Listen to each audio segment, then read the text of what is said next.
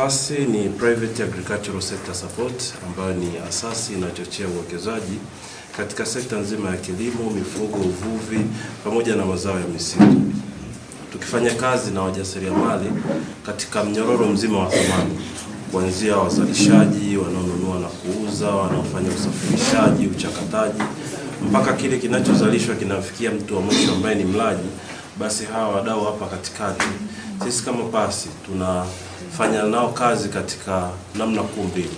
Upande wa kwanza tuna huduma za kifedha, ambapo tunafanya financial linkage pamoja na credit guarantee, kwa maana kwamba tunawaunganisha wajasiriamali na hizi taasisi za kifedha kama wanahitaji kupata mitaji ya kuwekeza katika hizi biashara zao.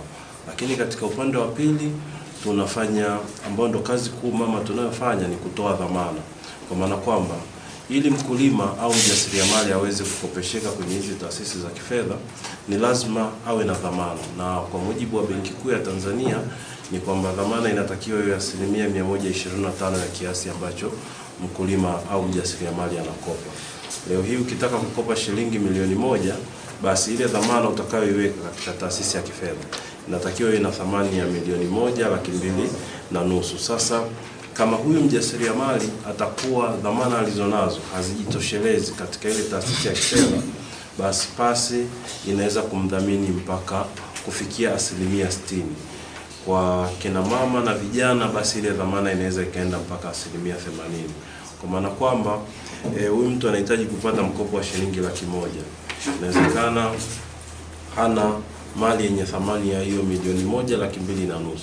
Basi kama ni kijana, PASI inaweza ikamwekea shilingi 800,000 benki kama dhamana.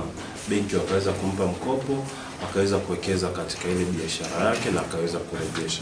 Kwa hiyo serikali ya Tanzania na serikali ya Denmark wakati wameanzisha PASI tokea mwaka 2000 ilikuwa ni katika hilo lengo la kuhakikisha kwamba wajasiriamali wanapoenda kwenye hizi taasisi za kifedha, kama watakuwa wanapata changamoto za kukopesheka, basi uwepo mfuko maalum ambao unaweza ukasimamia hawa wakulima waweze kukopesheka.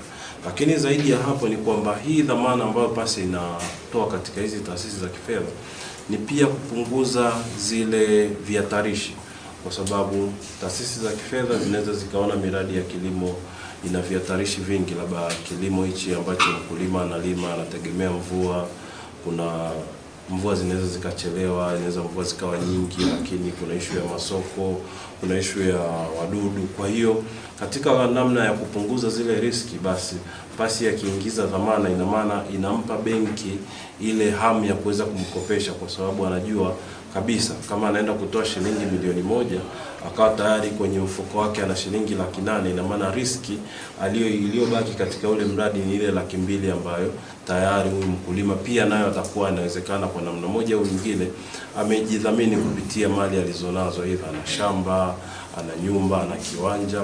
Kwa hiyo kwa upande wa kwanza tunafanya kazi namna hiyo.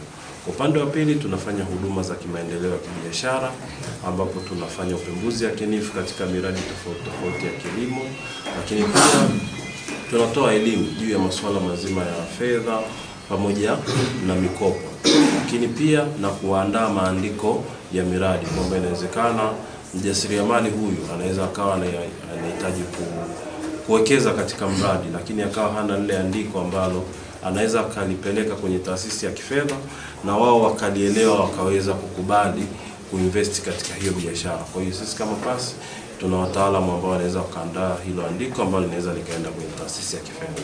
Kwa hiyo tunafanya kazi na mkulima mmoja, lakini vikundi pamoja na makampuni.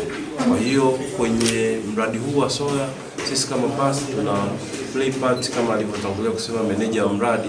Kwa upande wa kwanza ni kuwa kama brand manager au kusimamia shughuli nzima za utekelezaji wa huu mradi, lakini upande wa pili kuhakikisha sasa katika ile component aliyokuwa anasema kuongeza tija au kuongeza uzalishaji wa zao la soya, basi kama hawa wakulima ambao wanazalisha hili zao la soya watakuwa hawana mitaji ya kuwekeza, basi kuweza kuunganisha na taasisi za kifedha, lakini pia na kuwadhamini katika zile taasisi za kifedha wakaweza kupata hiyo mitaji ya kwenda kuwekeza katika hiyo miradi hiyo, katika hilo zao la soya. Mwisho wa siku likaweza uzalishaji ukaongezeka na kipato cha mkulima mmoja mmoja, lakini na halmashauri kwa jumla likaongezeka.